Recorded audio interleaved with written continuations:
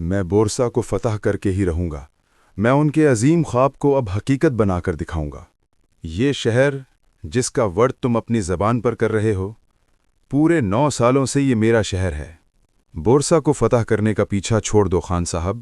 ان زمینوں پر تمہاری خواہشات اور احکامات کی کوئی حیثیت نہیں۔ اگرچہ اس فریضے کا انجام نہایت خطرناک ہے، مگر ریاست کی خاطر ہم سب کچھ قربان کر دینے کو تیار ہیں۔